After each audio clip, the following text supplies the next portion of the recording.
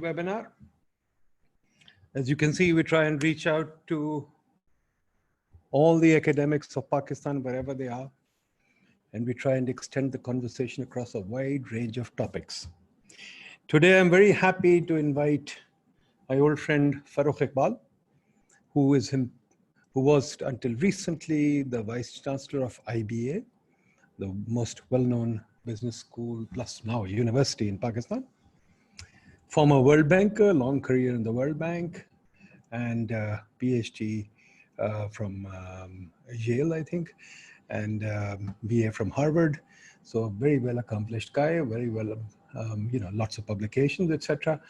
Today, he's going to present to us a very important paper that he's been working for a while with Adil Nakhoda. Adil Nakhoda is also a professor at IBA in Karachi, a bright young spark who's rising. Firm size and age as determinants of employment growth, evidence from Pakistan. So I'm really looking forward to it because it's great to come back to some hardcore economics and see what we are doing.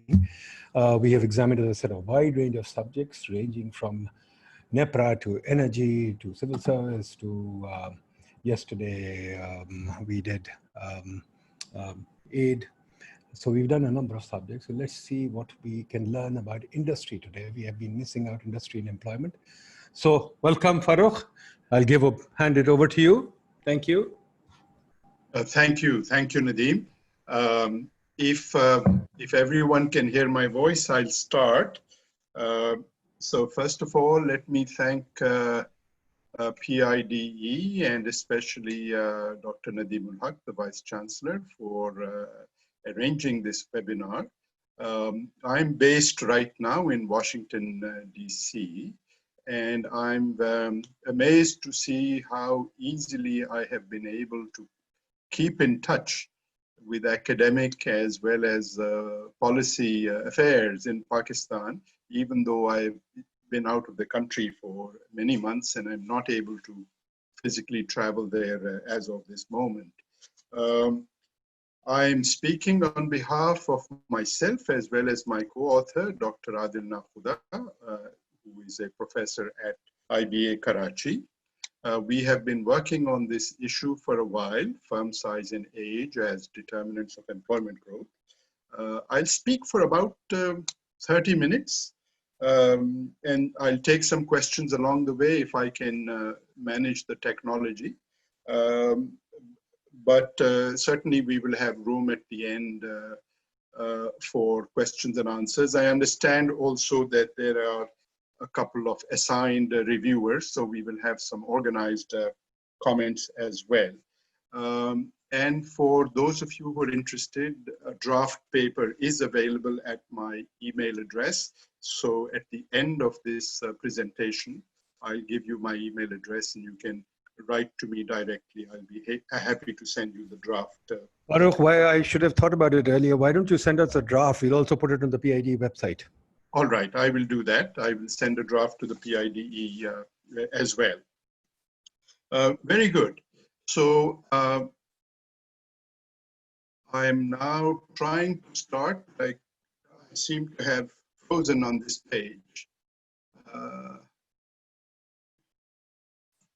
I can't move to the next page. So can I get some help on this, on the screen sharing? Should I exit and re-enter the screen? Yes, sir. I think that'll be wise. Might as well do exit. Okay, I'm going to do stop share, and then I will go back to screen share from the bottom. Here we go. And here we go. Okay. No, this one won't work either. So I'm going to just try all over again, but this time, let me do... Don't do the slideshow. I've often found not doing the slideshow is better than doing the slideshow. Better? Okay, then I'll try the other version. That's what I was going to. Okay, let's try this. Okay, we have this now. Work. All right. Okay, it's a... I'm going to try the slideshow one more time because I had it sequenced properly. But if that doesn't work, we'll go back to this. Let's try one more time. Okay, start from the beginning. Okay. Okay, here we go. So a little bit of the context before we proceed into the material. The context is, as everyone involved with industrial policy knows, that size-based industrial policy is very common in both developed and developing countries, basically meaning that there is an entire domain of industrial policy where size is a major determinant of the content of the policy, meaning essentially that small firms are given certain subsidies and benefits and advantages and so on and so forth. In terms of Pakistan, you're familiar with the State Bank of Pakistan. They have a number of policies, mostly relating to lending quotas for banks, provision of refinance through various guarantee facilities, risk coverage for loans made to small firms, and value chain financing, special terms for technology adoption by small firms, and so on and so forth. So there's a bunch of things that the State Bank manages. Then there is also SMEDA, the Small and Medium Enterprise Development Authority. They, of course, do much more in terms of business development services, facilitation of access to finance, training for SMEs, help with certification, international certification for SMEs, sector studies, and so on and so forth. So there's a bunch of support services available. The typical rationales that are used to support size-based industrial policy include positive externalities on output, productivity, and employment. In other words, it is argued that small firms contribute disproportionately to their size to output, productivity, employment. We focus here in this paper on just employment growth, and the idea would be that small firms are regarded to be more dynamic in terms of employment growth. They generate employment faster than firms of larger size. So we'll just focus on that and not go into the output and productivity rationales, although I'll point out later that it's the output and productivity rationales that have dominated in Pakistan. But for the moment, employment growth. So the link with employment growth comes about in a very straightforward fashion. If you think of the stylized life cycle of a typical firm, yes, it starts at a small size and then it grows over time. And in the early years, there's more dynamism, but at some point, decreasing returns to scale set in, and the firm, the growth rate of the firm stabilizes, plateaus, and in some cases possibly even decreases. So if you kind of draw a mental picture, it would be of essentially a fairly rapid rise in the beginning, flattening out, top of the hill kind of thing, and then a slight decline at the end. That would be considered the typical life cycle of a firm. So that in that kind of model, it's easy to see that size itself is driving employment growth. So that's fine. That would be something where you could argue that employment growth is linked to size. But in the literature, it's also been pointed out that you would get a similar outcome, similar profile for the life cycle pattern of a firm if you thought in terms of age, how old the firm is. And again, here, the idea here is that when a firm is young, it's characterized by managers who've got new ideas, who are risk takers, and so they grow fast when they're young. And then with age, as a typical profile of risk aversion sets in, you would expect a plateauing and possibly a falling in the size of the firm. But this would be driven not by the size dynamics, but by age, that it's the age of the, let's say, the owner-manager that matters. But both of these processes would generate very similar profiles. And therefore, from an empirical point of view, and obviously for policy, it's important to disentangle the size effects from the age effects so as to be able to base policy on what turns out to be the appropriate source of dynamism. So here, let me just give you a very quick introduction to some of the evidence that's available. From the global side, there has been a fair amount of information for a long period of time, going back to the 70s at least, to my graduate school days, where it's been shown that size matters. That in the US literature, for example, there have been studies starting back in the 70s, but a very recent one also in just about 10 years ago, that reinforced this idea that small size leads to more dynamism. But at the same time, there's also been studies, more dating back again a few decades, showing that both size and age matter.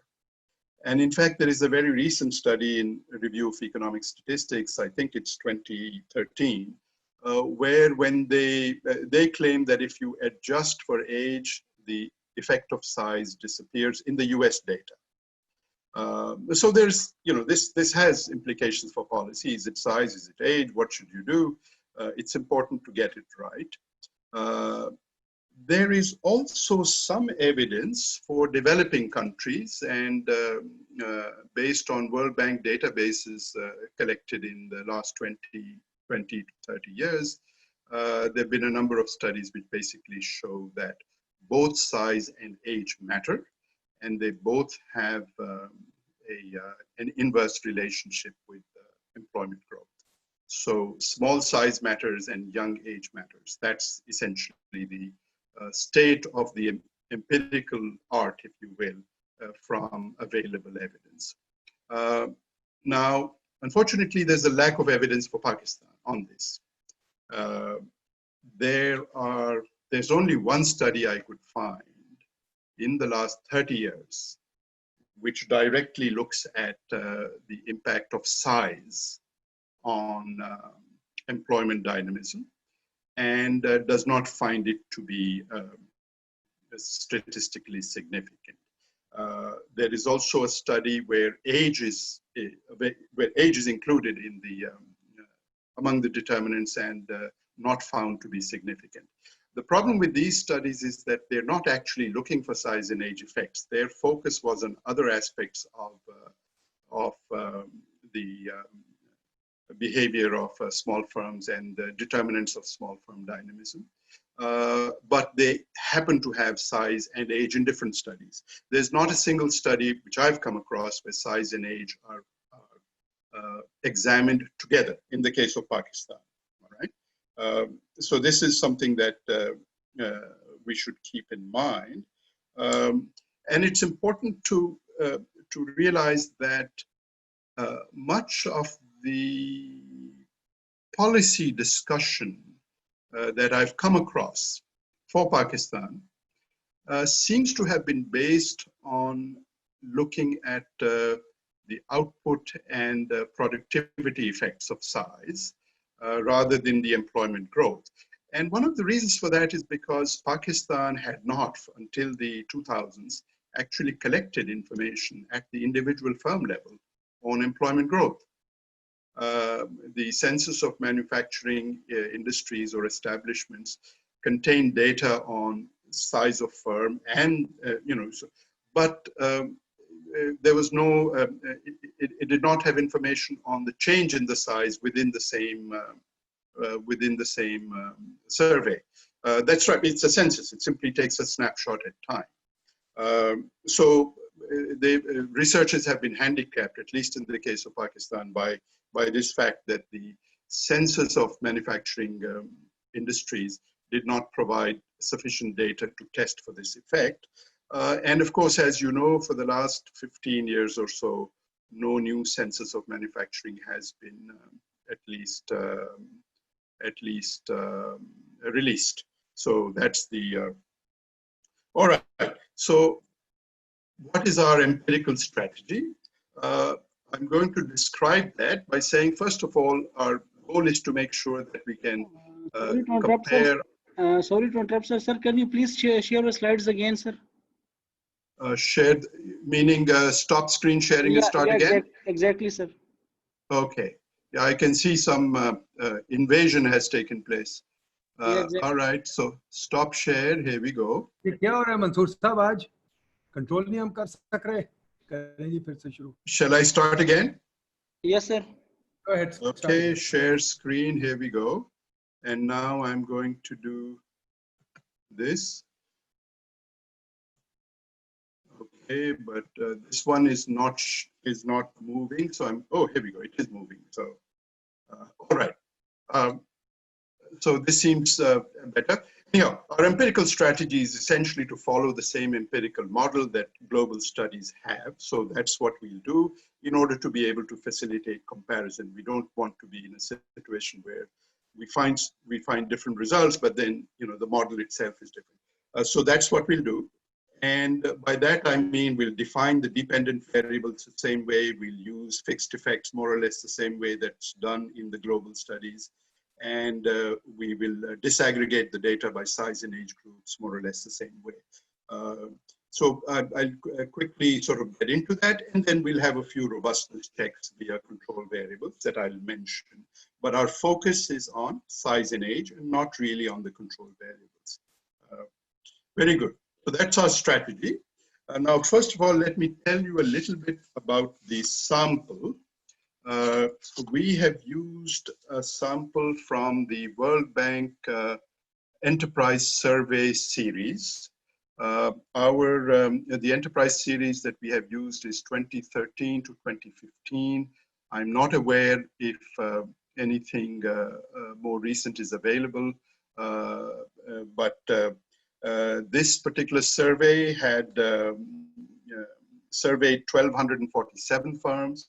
It is stratified by size, industry, and region. It's a random sample.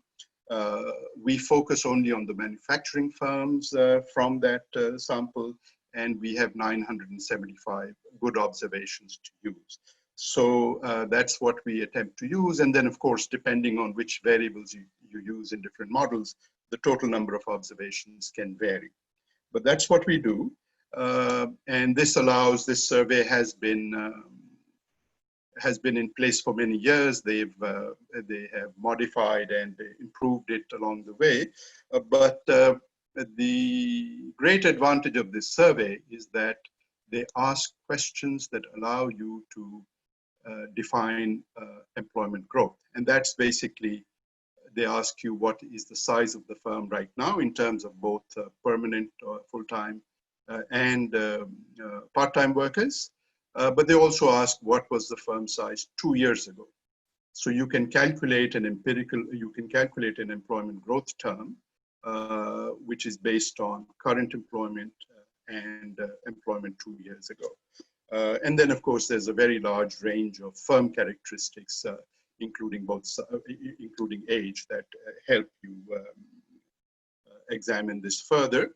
Of course, samples like this have one bias, which is that they only include survivors. Firms that had huge employment shifts and exited, for example, would not be captured by this. So there is a certain bias towards, let's call it success, if you will, in samples like this. So this is essentially the basis of our work. And I'm going to present it first. I'll present the results in terms of the basic model. The basic model is simply a model in which we look at size and age. Those are the only determinants, and we have fixed effects, which are industries. There are about, I forget exactly, but maybe 18 or 20 industry groups. Those are fixed effects. And regions, the four main regions of Pakistan. We have regional fixed effects, but that's it. Size, age, and fixed effects. That's what we've got in the basic model. Then we do the standard disaggregation. And the standard disaggregation is we take two size groups, medium and large, which means that the small size group is excluded. That's the one. And so we compare our results with the excluded group.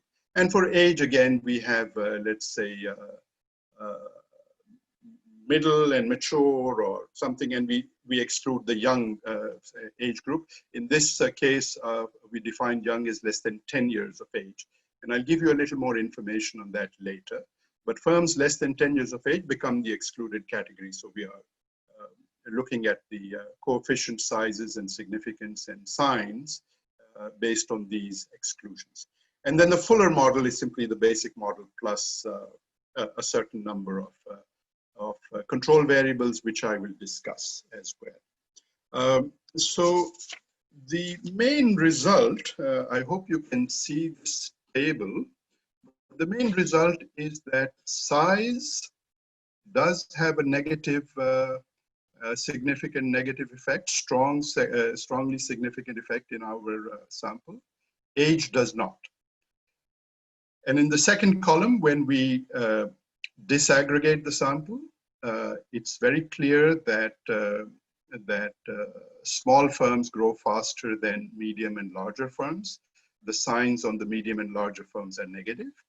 But again, there seems to be no effect of age. The excluded age group, the included age groups are not significant. And so we have to accept the hypothesis that there is no difference in growth rates by age groups. That's sort of the basic model. I'll quickly go to the robustness model, in which we've added a number of control variables so that we can discuss those as well. I'm sorry, there's a lot of information here, but for those who are interested, when you see the table in the draft paper, you'll be able to see the details, but I will run over the main results again. The main results are, there is, when you have a whole bunch of control variables, and by the way, the control variables here are whether or not the firm had international certification, whether or not it offered formal training to its workers, whether or not it was an exporter, whether or not it had a new loan or a line of credit, that's the access to finance information, and whether or not it owned or shared a generator, that's the availability of electric power variable. And finally, there are two others, whether or not they had received a visit from a tax official. That's supposed to capture the impact of, let's just call it regulatory burden, the burden of the government on firms. And finally, whether or not the firm self-reports having a new product. So it's a measure of innovation.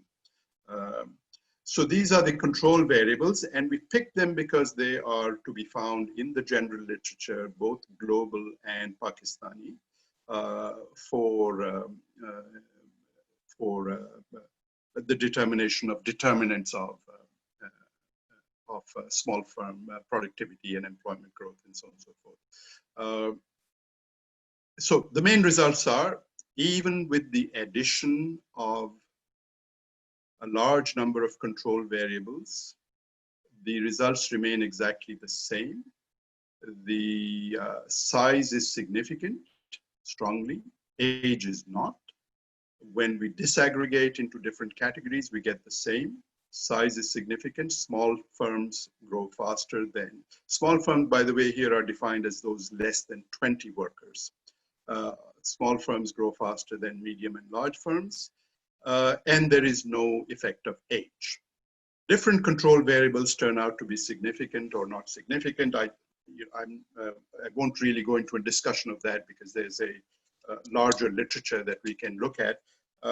For the moment, I'll simply say that it turned out that variables such as whether or not you're certified and whether you train your workers turn out to be positively related. In other words, the growth rate of such firms is higher than without. And we found no effect of access to finance and a negative effect for innovation, which was surprising.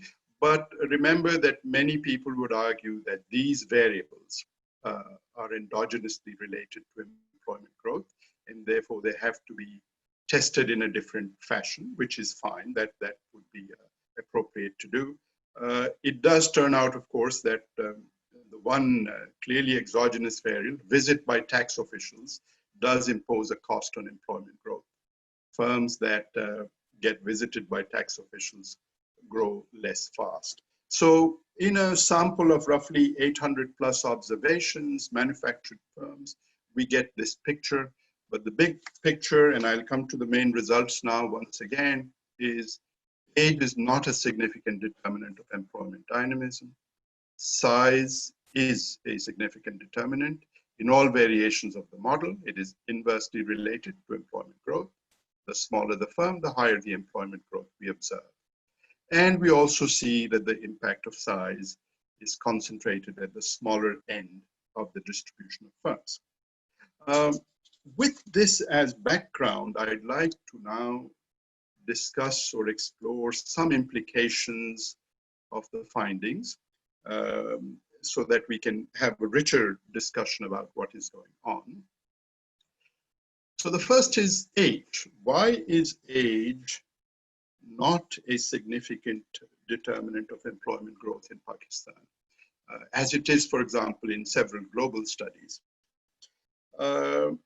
We will look for some information on, in our sample on the age, the frequency distribution of age in our sample, and we look for some information on barriers to entrepreneurship as well, right? So the first thing is, are there barriers to entry in manufacturing? Can we find some evidence of that? And for that, I'm giving you here a chart which shows you the distribution of firms in our sample by age. This has a very interesting feature, which is it is not left skewed. Young firms are not dominating the sample. In fact, there is only 3% of the sample consists of firms that are 5 years of age or less. Now, in most international studies, that's considered the statistical definition of a startup. You're young, you're less than 5 years of age. And that's also where most of the dynamism is found.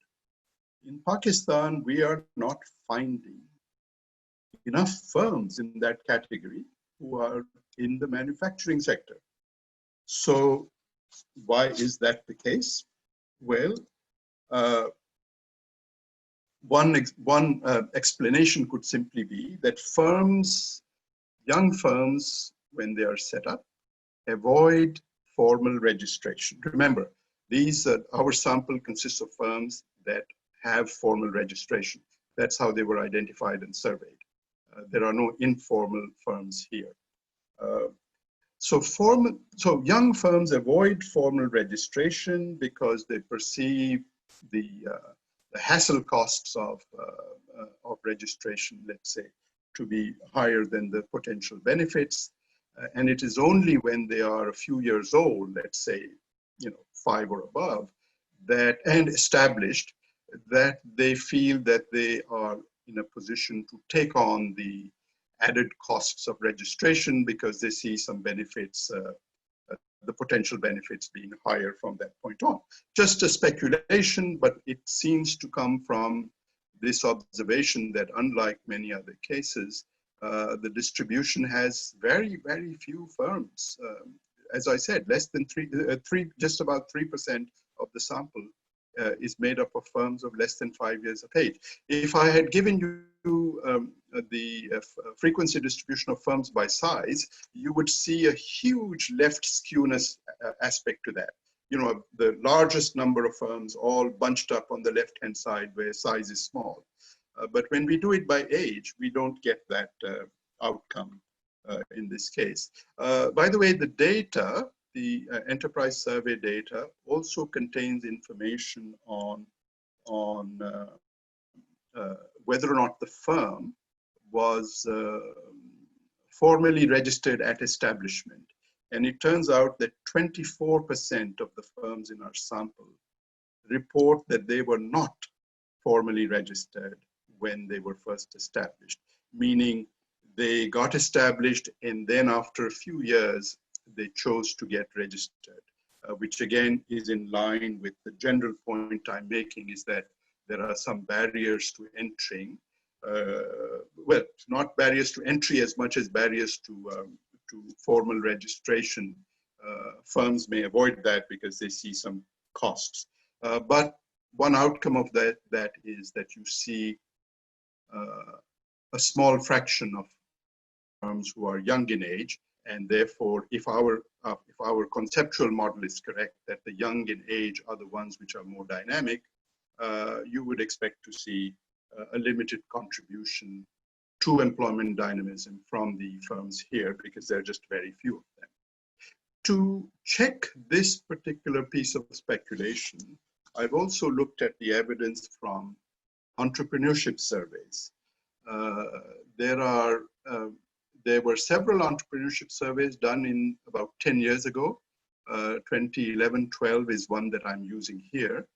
And I understand that that entrepreneurship survey has been repeated in 2019-20.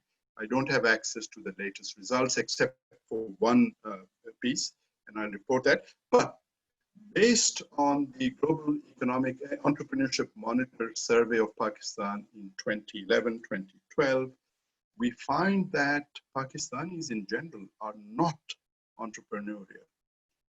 The total early stage entrepreneurship rate for opportunity-based investment is opportunity-based entrepreneurship is only 3%, meaning among all adults surveyed, again, random survey of adults, it turned out that only 3% had set up businesses that were based on opportunity. The GEM database distinguishes between opportunity-based and need-based entrepreneurship. Need-based would be like a farmer. A farmer's son taking up farming is need-based. But an opportunity-based would be someone thinking entrepreneurially, wanting to try their hand at entrepreneurship. This is self-reported, of course, but since GEM is a global database, they are able to compare this thing across the world. Anyhow, the T rate for opportunity-based entrepreneurship in Pakistan is only 3%, which compares with 9% among low-income competitors, again, from the same database and the same from the sample for that year. I've also checked the global GEM report for 2020, provides some data for Pakistan, and this rate, the T rate, seems to be now around 3.4%. Not a big difference, but all this by way of saying that whatever we might think individually, the data do not show Pakistanis to be very entrepreneurial. So once again, we might say that the results for age seem to be dominated by the fact that firms don't register as manufacturing firms because of the perceived costs. And if you consider even non-manufacturing firms, all entrepreneurs, Pakistan is not all that entrepreneurial to begin with. So very few firms are being created, as it were, okay? Businesses are being created. Now we go on to some further aspects of size. What I'm showing you here is a chart, a scatter plot, showing firm growth on the left-hand side and the number of employees or size of firm on the right-hand side. And this recreates, using non-parametric methods, the same results that we found through the regression analysis. One, that there's a general downward slope to the relationship. Younger firms are more dynamic. There's a lot more employment growth there. And larger firms, the growth rate drops. So there's that inverse relationship. Second, that much of the action is taking place at the left-hand side. I mean, roughly after a size of 50 or so, the relationship between employment growth and size becomes roughly flat. So that has implications for policy. What's the right size to focus on? This suggests somewhere in the neighborhood of 50. But there's a third aspect as well that I'd like to highlight, which is there is a lot of churning among small firms. Small firms not only have high rates of employment growth, they also have high rates of job destruction. Look at the activity below the line, below the zero axis, right? Now that's also normal, expected in global data. You see that all the way, that small firms are not only dynamic in terms of job creation, but they're also the ones where jobs are lost large numbers at high rates, which means that this is a dilemma that I'm not sure policymakers in Pakistan face up to, which is that if you simply have a simple rule about what size firm can apply for loans or can be eligible, are you really picking, quote unquote, the ones that are more likely to be net job creators and not picking the ones that could be net job destroyers? Something to keep in mind as we think further. So, last slide, I'm going to talk about the policy implications. The first clearly is that we should think about the barriers to entry. Why are firms not registering? What can be done about that? The second one, by the way, is more interesting, which is why are Pakistanis not very entrepreneurial? By the way, in the GEM database, they point out, because they ask these questions, they point out that Pakistanis report a rather high rate of fear of failure as one reason for not being, for wanting to set up businesses. So there's this fear of failure thing. And then of course there are cultural reasons that, which may be related to fear of failure. And then finally, I think, although this is, I have not really looked into this in detail, but I think the bankruptcy regime in Pakistan, where failure could, if failure in the case where you have some bank loans or some individual loans may result in jail sentences and things like that, I think that may be an issue. It's certainly worth investigating. So one of the implications simply is that we need to know a little bit more about why young firms are not registering and why people are not forming more businesses in the first place, right? The second policy implication is that we have a bunch of size-based programs, and the data I presented here today suggests that they should probably be focused on firms of 50 workers or less, right? And that some attempt should be made to look for information that would distinguish between net creators of jobs versus net destroyers. So among the small group, you've got to look for that. But frankly, without more research on the characteristics that are associated with net creation versus net destruction, this is going to be difficult. But I hope there is some graduate student listening to this, or assistant professor or someone who would would look into this and maybe do the research that would help us figure this out. And finally, if you think that policy should be focused on firms of 50 workers or less, then I think we should rethink the channels and methods of support. It's not clear to me at all that commercial banks are best placed to help firms that have 50 workers or less. Perhaps microfinance firms are better placed.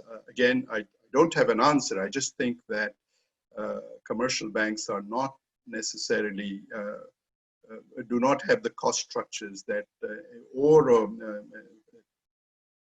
sort of personnel and staff and so on and so forth, to really understand very small firms, 50 workers or less.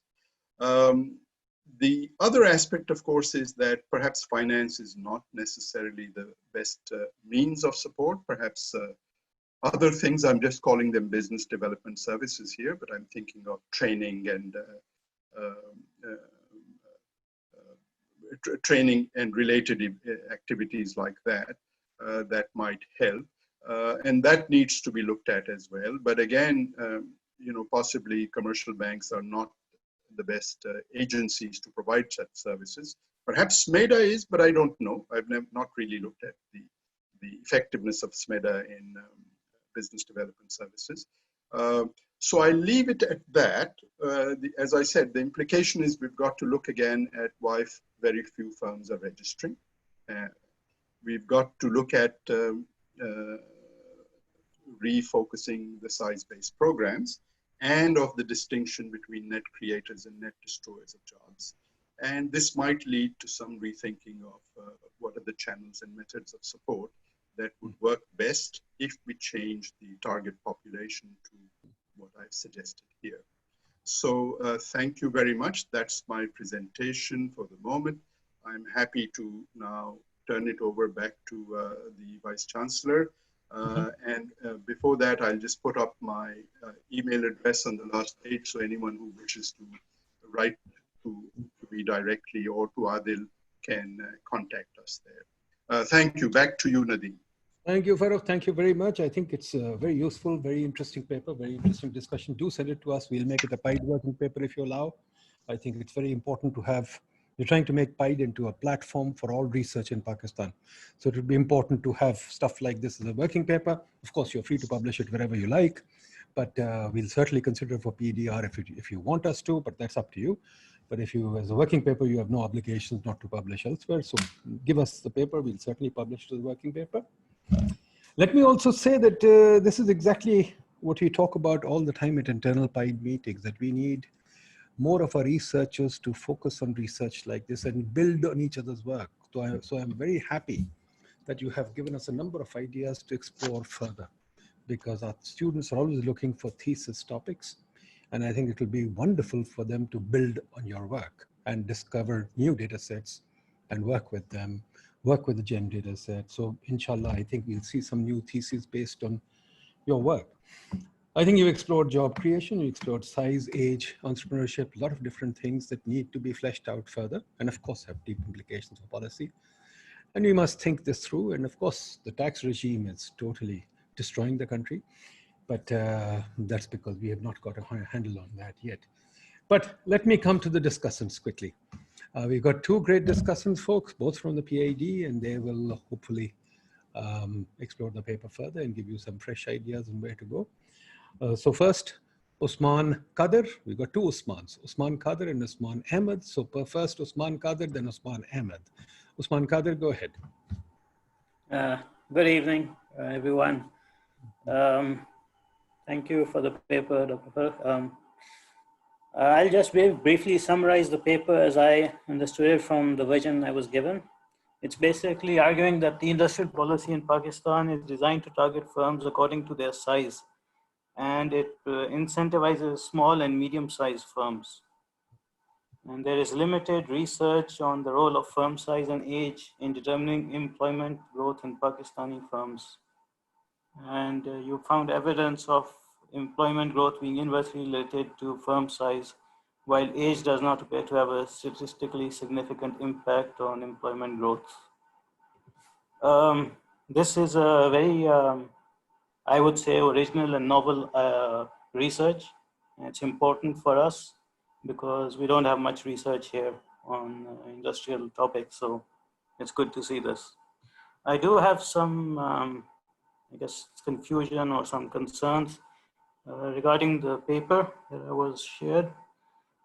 One is basically your argument that industrial policy is targeting or is geared towards incentivizing or favoring small firms.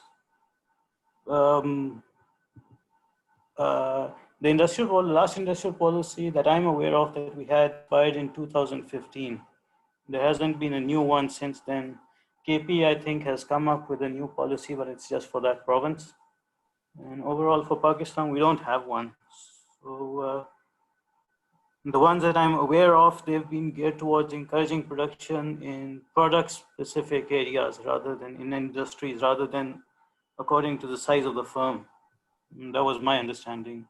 Maybe I have it wrong.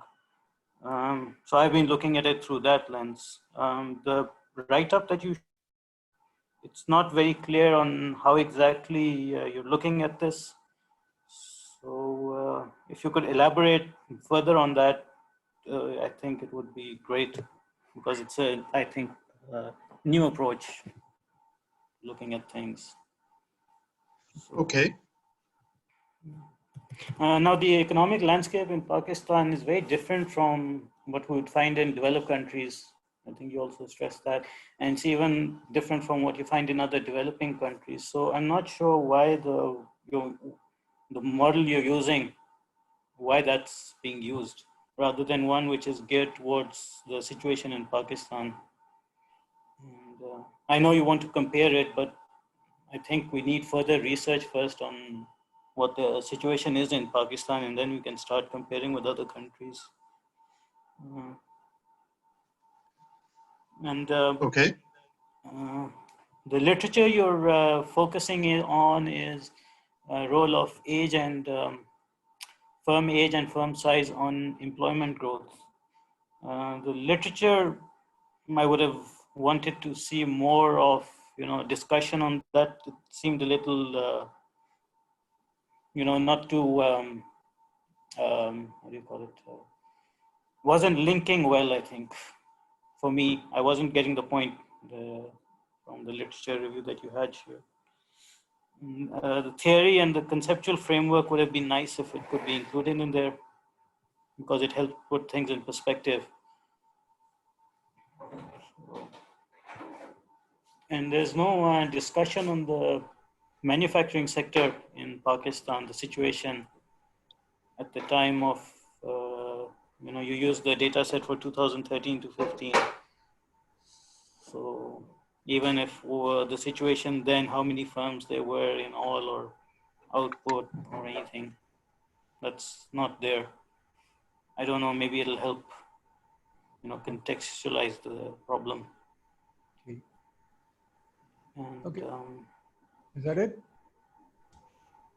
I think it may help if you could supplement or complement this with case studies of industries in Pakistan.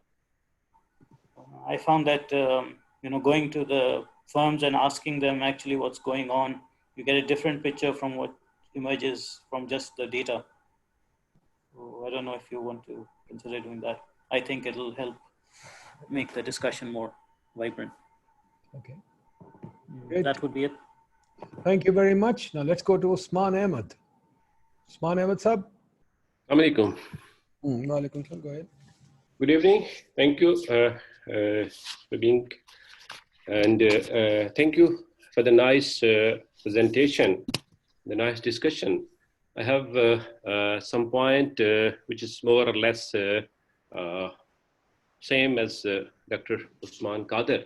So first of all, and please accept my apologies if there is something being not appropriate. So the first thing which I understand from the introduction, that your focus is more on the small firm and hypothesis based on the industrial policies for small firms. But if you look at the reality, as I understand, that policies ever been for the large firms, as the large firm has a strong political economy, strong lobbying. Just a little bit, a small example of the Trump startedly impose the tariff, and at that time, Apple is a big company.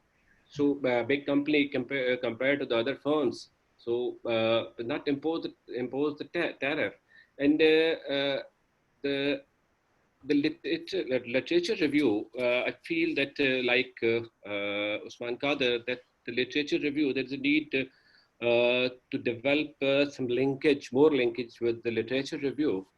And if look at in the conclusion, let me see where is the conclusion. Yes, if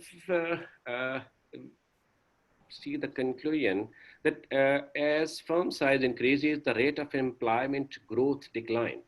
May I ask that any theory behind this? And you're saying that the big number, the big firms, big firm means that the labor size decreases. And the last one, which I wonder if you can share me, that I saw a paper in the European Journal of Applied Business Management, March 2020, assessing the factor affecting growth of small firms in Pakistan. That the paper used the same data set you have used, and they quoted that there are number of firms belonging to the manufacturing sector is 1,086. But in your paper, you are quoting that the number of firms at 971. So may I ask why this is the difference? Thank you. Thank you very much, Farooq. Why don't you take those questions, and I'll invite everybody to, if anybody who wants to ask questions, etc., should please start raising your hands while Farooq answers or takes up the discussant's comments. Very good. So I'll take care of the easiest one, which was the last one. Is there a difference in the number? Yes, Abbas and Company, who published in the European Journal of Applied Business, and is alphabetically the first reference I've cited in my paper.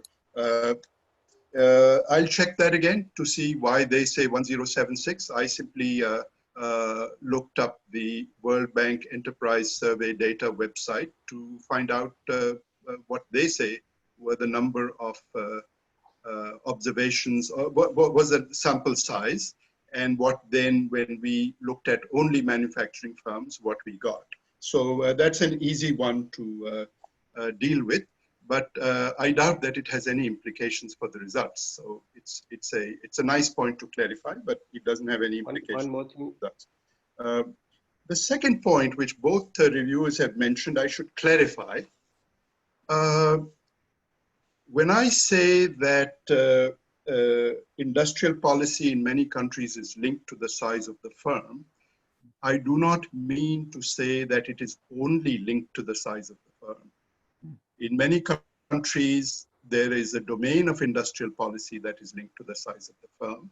Another domain in which industrial policy is linked to export promotion. Still another domain in which industrial policy is linked to innovation, and so on and so forth. We are dealing only with that part of industrial policy which is linked to size. And we wish to understand the empirical basis for that policy.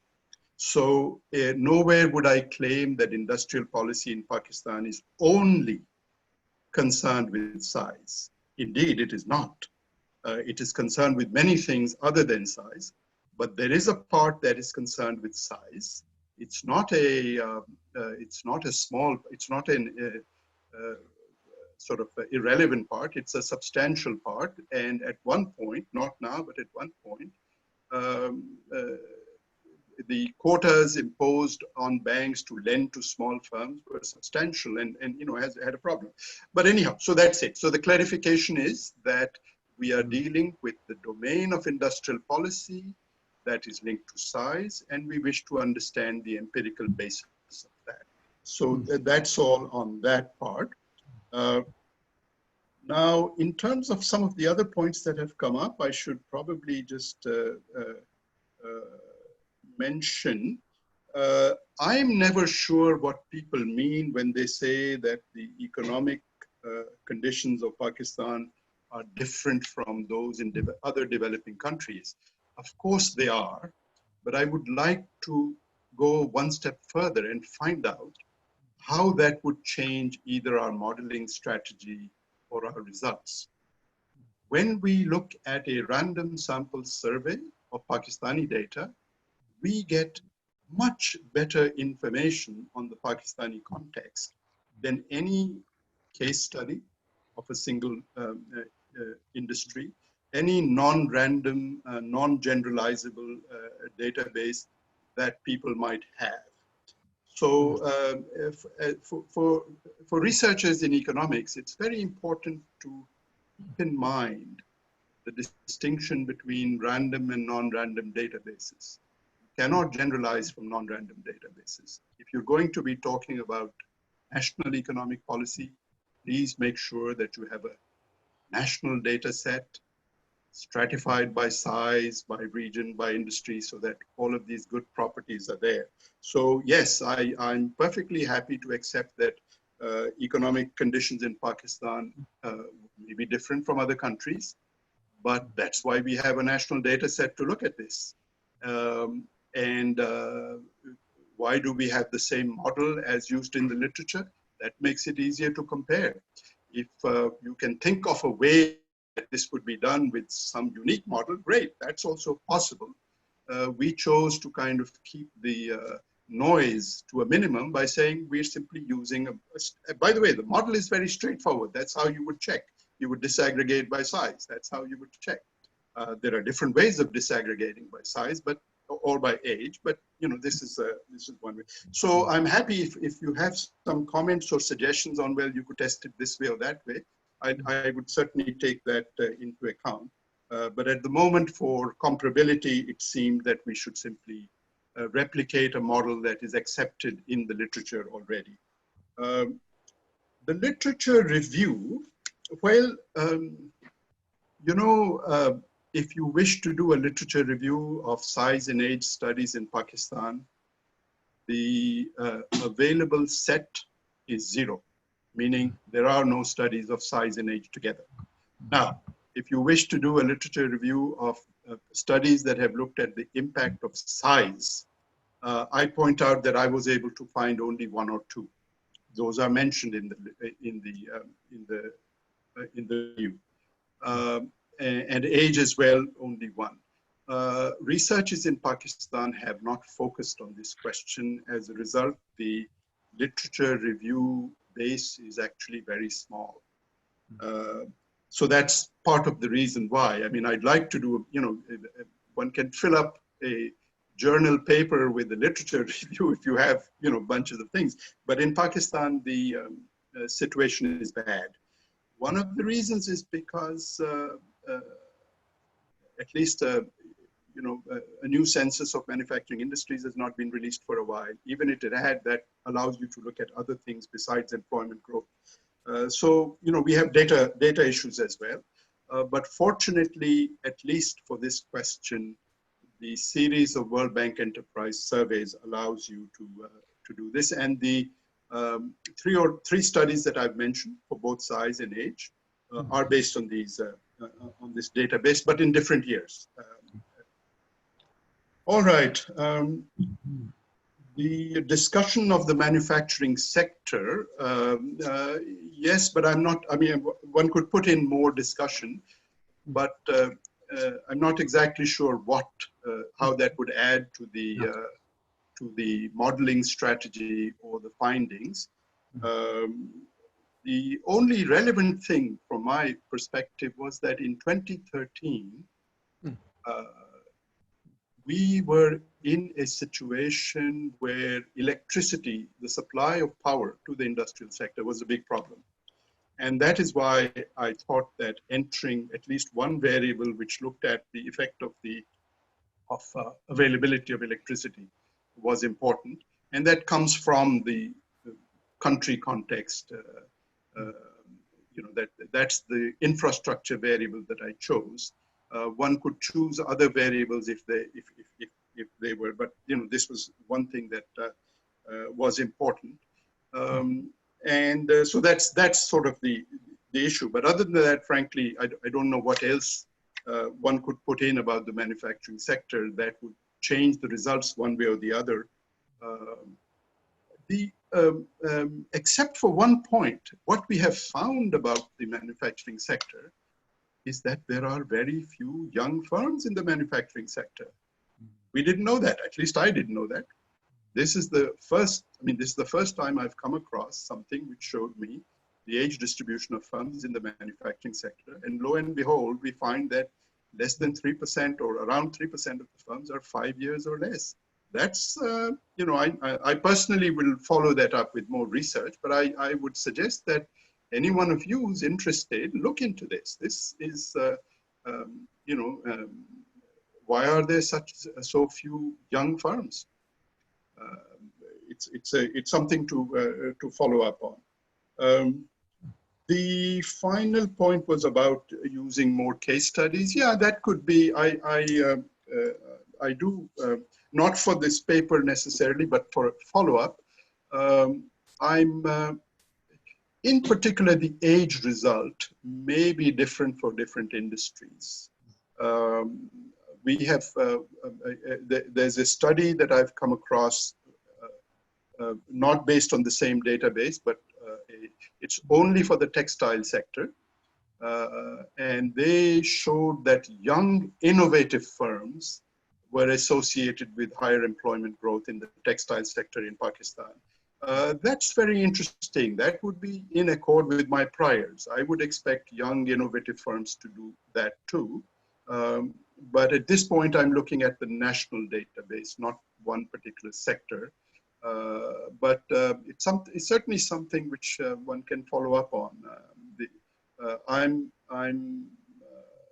I would not be surprised if the results we find for the national sample as a whole, manufacturing, may not be confirmed by one or two sectors in the sample. That's perfectly all right. I mean, the national sample is giving you some kind of an average of the results, but there may be a few sectors, textile may be one of them, there may be others. It will require some checking. But we do have that information. I mean, one version of this is we could do some kind of interaction term for sector and age to see if that works out. But at the moment, I thought I would just focus on the big, broad results, which,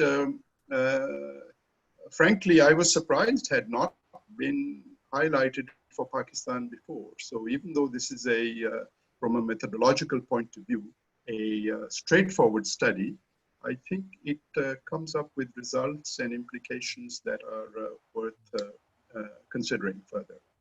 Thank you. Back to you. Don't be surprised that Pakistan has not studied many topics. I found that Pakistan is extremely under-researched because our economies are so busy chasing donors, and I don't know what donor agendas are.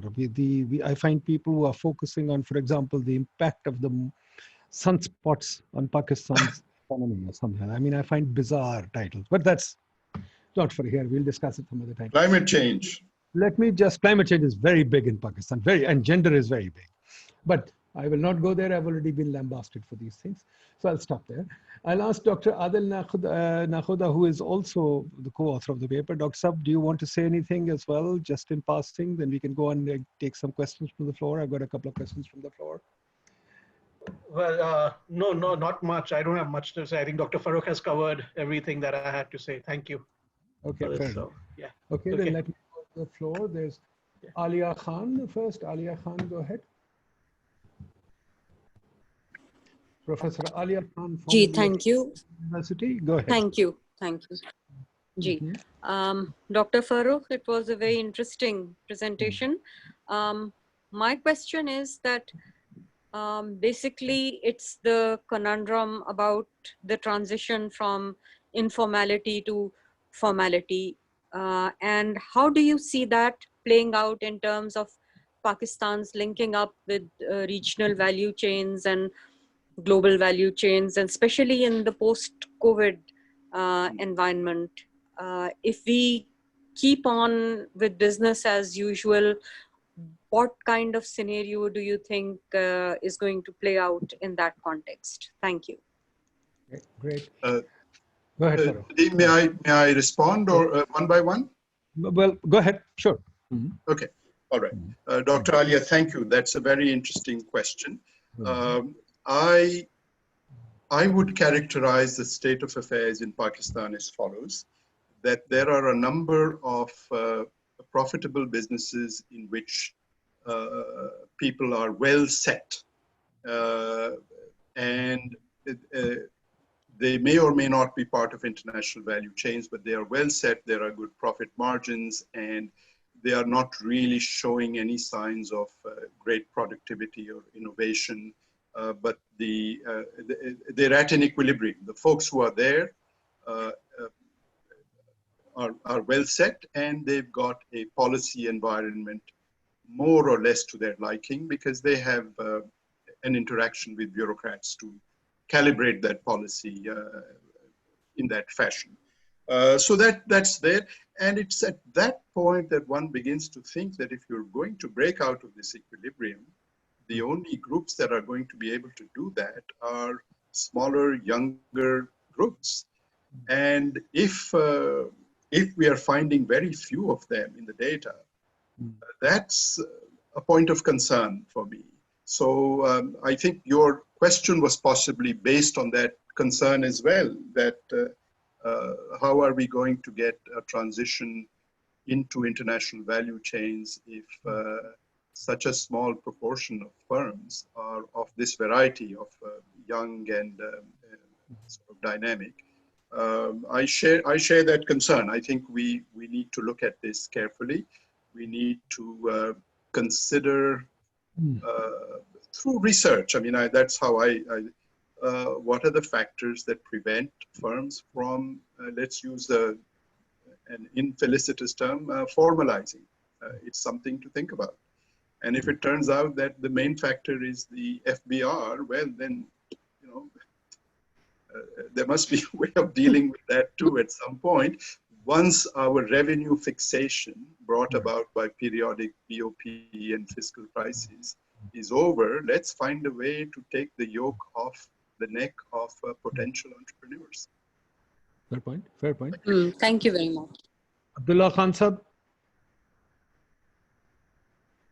Abdullah Khan.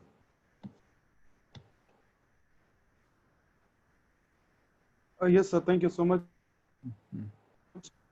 I want to ask the question. I've already commented that. I want to confirm if there are any other failure of being unentrepreneurial of Pakistanis. What are other reasons?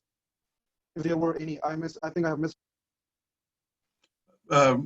So this is a question about the determinants of entrepreneurship and why the rate of entrepreneurship is measured to be so low, right? That's your question. Yes, Mr. Khan? Yes, Yes. sir. Okay. Yes, this is what I want. Look, we in our paper, we didn't set out to answer that particular question. It's something that came up in the results, and then a little bit of extra research showed that the rate of entrepreneurship is also low. So my first sort of comment on that is that this really needs to be researched more effectively. And fortunately, after a break of 7-8 years, Pakistan has done another entrepreneurship survey. So I'm hoping that when the results are released, when the data are released, people will look at that and figure out what is going on, why is the rate so low. My understanding from the past survey was basically that there were some cultural factors and at least one economic factor that resulted in this. The cultural factors were related to A, fear of failure, B, possibly this this aspect that, well, I don't know if it's cultural or economic, that you would go to jail if you failed, that if you went bankrupt, you would go to jail. So that's something that needs to be looked at, right? There may be a third cultural/economic factor at work, which is that, you know, the government has for many years been an important employer, and many people prefer employment in the government, even at a low wage level or whatever, because of security and other aspects, to entrepreneurship. So, you know, the typical college grad wants a job in the government.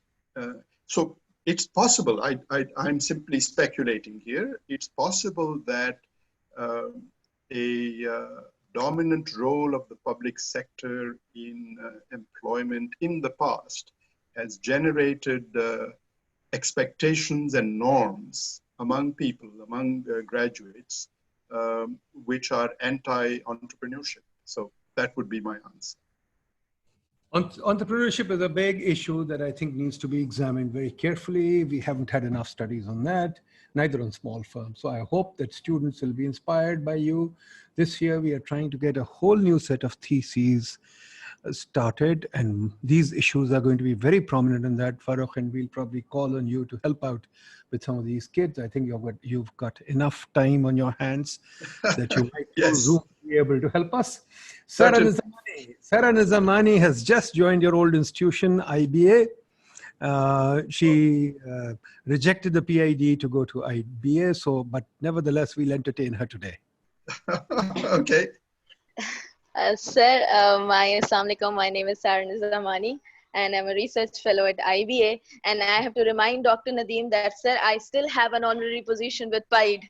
So please do not forget that I have an honorary position with PIDE. Correct. Yes, sir. This was a great presentation. But like Abdullah, I'm also stuck on entrepreneurship because the stats you have shared for entrepreneurship are very worrisome. One of the things entrepreneurship needs to flourish is access to credit, and this is where microfinancing firms, they become heroes. And but the evidence, it shows that microfinancing has its own troubles. They have patchy regulation, lot of loophole, and they charge extortionary rates. So my question is, did you come across any study which highlights predatory lending in this country? Did you? Thank you, sir. Predatory lending. No, again, I did not. It was not the area where I looked at, but I think it should be possible to examine the link between entrepreneurship and access to finance using the GEM data that's now available, both the 2012 version and the 2019-20 version when it's published. By the way, that was collected, that was sponsored by the World Bank, Pakistan office. So I think if someone writes to them, they may be able to give you an update on the status of that. I could not find the last report on the 2019 survey for Pakistan online, but that doesn't mean it doesn't exist. It may not yet have been released online, but it should be. Yes, look, now having said that, the nexus you have described between entrepreneurship and finance and predatory lending, it's certainly there. There's global literature on it. One could look at it. But the global literature tends to suggest that finance is not the constraint to entrepreneurship. Most entrepreneurs the world over finance their startups informally. This is the famous friends and family response to questions on access to finance. In Pakistan, at least at the IBA, when I was there, I began to form the impression that students thought entrepreneurship meant having a sort of a software product and having a bank loan. But that's not what entrepreneurship means for the millions of people who actually start new businesses. It may be something that is circulating among a higher level of business graduates and all of that. But that's, you know, in the world of entrepreneurship, that's a very small domain, right? But now if you look at the standard businesses that people set up, it's very different. Anyhow, I would simply say that you've got a good point. One should look into it. And while I suggested that microfinance firms might be better than commercial firms at resolving some of the access finance problems of companies, small companies, maybe that's not true either. Maybe you're right. Maybe they are predatory in such a way that they hurt small businesses. But as I said, the finance for small firms is generally, in the literature that I've read, not a major concern for entrepreneurs. And it is provided by friends and family. Back to you. Farooq, before I let you go, let me just raise 2 or 3 issues that I think will be important for a wider discussion. One is that when you stratify your data like this, I think one thing has already come up, which is important and probably worth for somebody else to think about. That if we kind of stratify firms into consumer, capital, textile, whatever, different kinds of firms, will the result that you're thinking of, I mean, different categories, will it change at all or not? Related to also the issue of, I mean, what about interactions of agent size? You also alluded to that. What about interactions of agent size? Because the thing that kind of sticks in my mind is the small firms, that chart that you showed with churning and disruption. In a sense, we are seeing those small firms that may not last for a long time, that may be transitory or not successful in over time. But then at the other end, there are successful firms who've lived for the last 20, 30 years. And of those firms, some are successful, like Unilever, for example, or Babarli's packages, very successful, right? But some other firms, like, you know, this shop sitting in the middle of Mall Road, which is kind of still stagnant, not improving. So obviously they will have remarkably different results. The small guy may be pulling down the results of Babarli, for example. And related to that also is the issue of that Babarli, for example, in the big firm will be offering quality jobs. The small firm will be offering, as ILO says, Babarli will be offering good jobs, and the small firm will be offering informal employment, so to speak. So is there any way to distinguish this and sharpen the result, or? Yes. Very good. Okay, I'll just provide some contextual information, and then you know, maybe we can have a little discussion of how this moves. So first of all, the stratification that the World Bank Enterprise Survey does is by 3 categories. Size, so they make sure that a reasonable number of small, medium, and large firms are available in the sample. That's why they do not stratify by age. In this case, I think they should not, but they do not. They stratify by industry, which means at the, I think Adil might know this better, they classify firms according to the industrial sector in which they operate. And that would be maybe about 2-digit level. Adil, can you come in on this? Yes, so they do stratify. So they actually go down to 4-digit level, right, with the ISIC code. So the ISIC code, they have like very detailed analysis. So what we have done is, then we have taken that into account, and we have actually gone into a more aggregated level with 2-digit level. So our stratification, so that includes the basic textile, leather, tobacco, or whatever the other ones are, like maybe machinery producers, etc. So we have a much more. Yes. Very good. So we could actually disaggregate the sample into detailed categories. It would mean, however, that the number of firms in each category would become very small, and that would limit the kind of analysis you could do. But again, our purpose was mostly to get a picture of the aggregate, you know, what's going on in a national average kind of sense. So that's why we do use industry fixed effects with these 20 to 30 categories of for all of our runs, because that stabilizes the model. It makes sure that you're not getting certain things which are due to effects from just one sector. So that does it. But yeah, depending on the particular sector, we could do more detailed analysis. And I think that the age finding in particular may be, you know, more relevant in some sectors than others, and you know, one could do that. The churning issue is quite interesting. As I said, all such databases have a survivor bias, because only those who survive are included. Those are the ones who get surveyed. Those who exit are not. So when you have a survivor bias, yes, you could say that firms, more young firms were formed than we capture in the data because many of them exited. So that's a possibility. I'll have to look into that, but I think that's certainly true.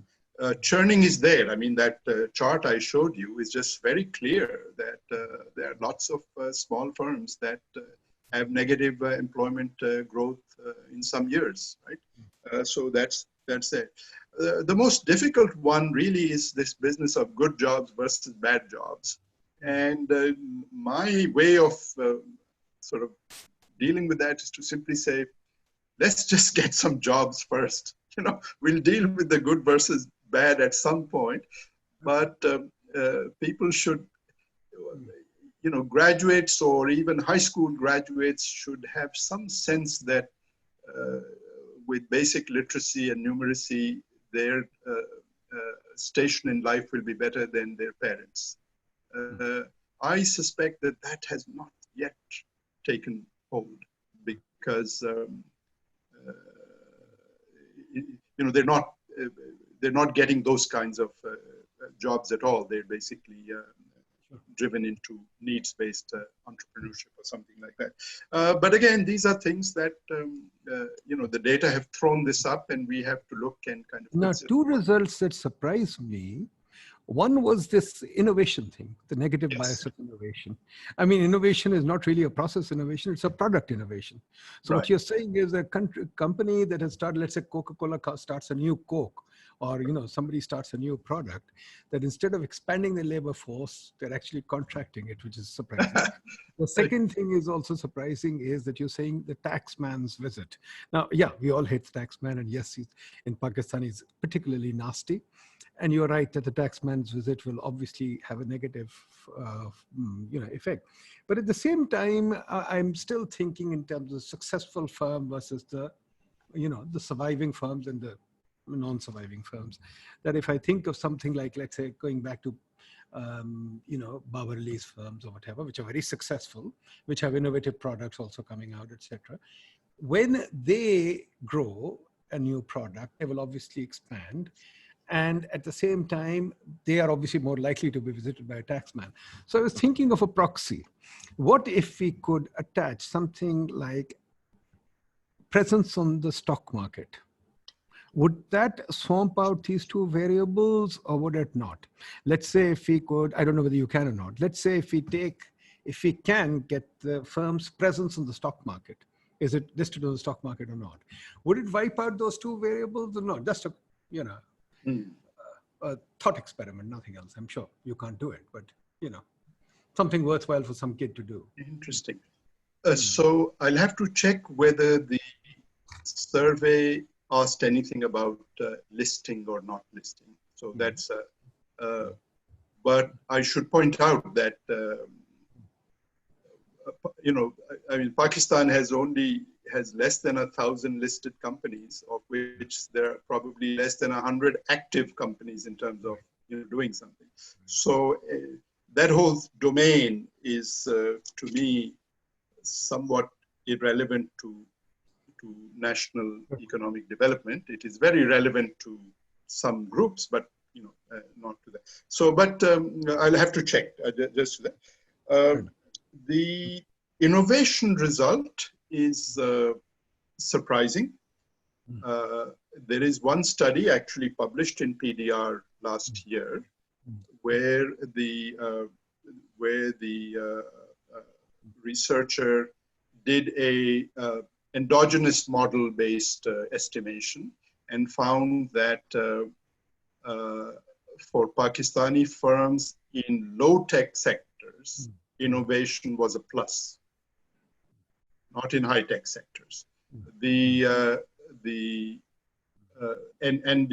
were able to identify high-tech, low-tech by looking through the industry category and sort of saying where are they located. There's a but it's an interesting result. It seems to fit with priors, but at the same time, I realized that if you think about the theory of if you know, innovation gives you a quasi-monopoly position market in a local market. Supposing you have an innovative product, it gives you a quasi-monopoly position. Quasi-monopoly positions tend to be associated with equilibriums that are lower on quantity and lower on size, but higher on price, right? I mean, the standard imperfect competition result. So if you follow that, you'd say there is no theoretical reason to expect that innovative firms will also be growing faster, because they may find it in their interest to grow slower, keep their output small, but their price high. Beyond this, I'm not sure exactly how to kind of work with this. But I suspect that more careful, focused studies on the innovation employment link will show in some sectors what our priors are, which is that really these firms ought to be doing better. But this is not what this study was about. It's one of the control variables that turn out that way. I'm urging our students, Farooq, to think about researching the industry in their own areas. Let's say if the student is from Sargodha or Gujarat or Tandojam or whatever, that student should try and do a little survey of their own industry and try and hone in on these little problems, and maybe we'll learn a little more. So let's see. I mean, it's a long-term dream. Let's see it happens or not. But before I let you go, I just want both you and your co-author to reflect on the broader theme, which I guess is begging to be answered. What is your take on industrial policy? This is a subject that's always on the anvil. Almost in every government, in every regime we hear, and even the World Bank is kind of going back and forth on this. Should we have an industrial policy or not? And if we should, what do you think are the main elements of the industrial policy? So a broad question, just reflection, just a reflection for students to get some. Okay. All right. Well, so I'll speculate broadly, but also point out that this is not related to the paper per se, because the paper is on a very specific thing, very narrow topic. I concede. Right. So industrial policy, my 30 years at the World Bank instilled some biases, if you will, in me. And one of those biases is that developing countries should find a way to make the best use of their most plentiful resource, which is unskilled labor. And the best way to do that is to get engaged in export activities, labor-intensive goods, and so on and so forth. So the entire history of East Asia over the last 50, 60 years is something that made a big impression on me. And I've often just wondered why Pakistan has never been able to get on the export train, as it were. And I just have not, and I've not come across empirical studies showing what the key problems have been. But I understand the problems, are. I mean, this is the stuff of industrial policy discussion in Pakistan. But I'm more empirical in my own orientation, so I like to read studies that actually show you what's going on, either at the case study level or at a larger level. But having said that, my prior remains the same, that industrial policy should be focused in such a way that they get more Pakistani firms involved in exports. And the entire range of things that connect to that, including infrastructure, port infrastructure, human capital, and sort of quote unquote general business climate conditions would be appropriate for review. So that's what I would say. I mean, that's a bias that I have through my past experience, that this works, and you really have to find a way to get into that. And I'm very impressed with the fact that Bangladesh, which shares many institutional characteristics with us, has gotten onto this train in a bigger way than we have. So, so one can point to various things, but Bangladesh has gotten on, and it has generated much more. You mentioned gender. I mean, frankly, they have generated much more gender empowerment through the participation of young women in the garment industry than could have been done in any other fashion, legislated or otherwise. And to me, that's a plus. You know, with all its issues, that's a plus. So that would be my response at this point. No, fair enough. Appreciate that. I just thought I'd get your comments on that. Adil Sir, do you want to say anything on Yes, this? sure.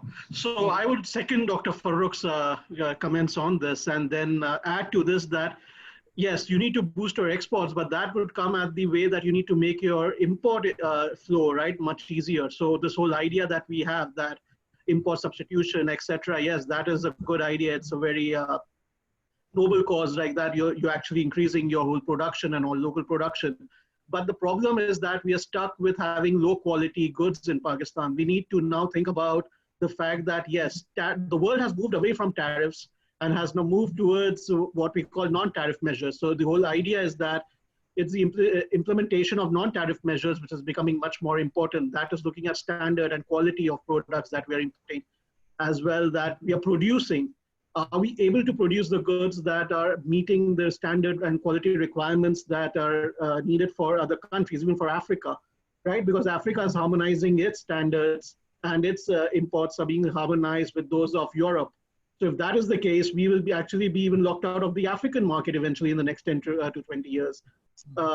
East Asian market is becoming tougher. Even some of the, what I've heard is that some of the exporters to Bangladesh actually tell us that exporting to Bangladesh is becoming tougher because of the standards that they have imposed on our products.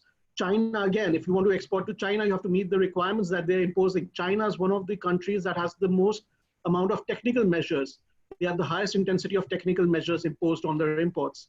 So if you want to export to China, we'll face those barriers as well. So we need to look at, when we talk about the industrial policy, trade policy, having a good trade policy is a must, and that liberalizes, well, liberalization of imports is a given, but we also need to focus on the quality of production.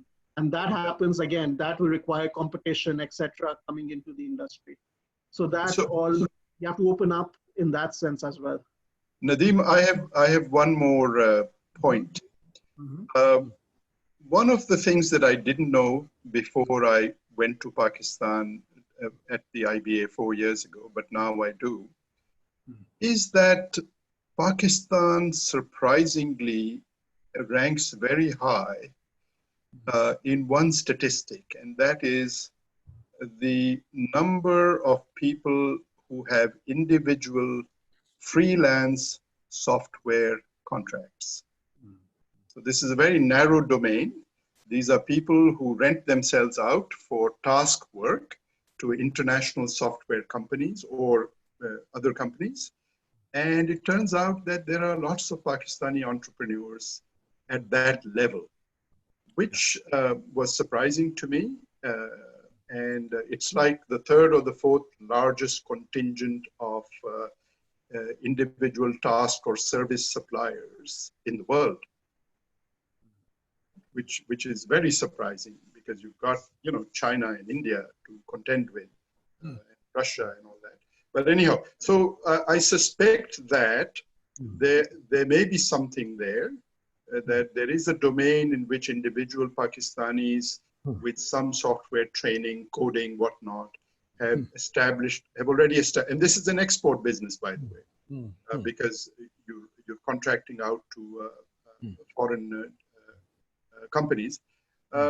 Maybe something worth looking into. When I say that labor-intensive manufacturing exports is the way to go, maybe we should modify that by saying there may be some new areas, new domains, such as information services, software, where this is also possible, and where the heavy hand of bureaucracy and impeding infrastructure is not yet there. So Thank you very much. Thank you very much. A very, very good discussion.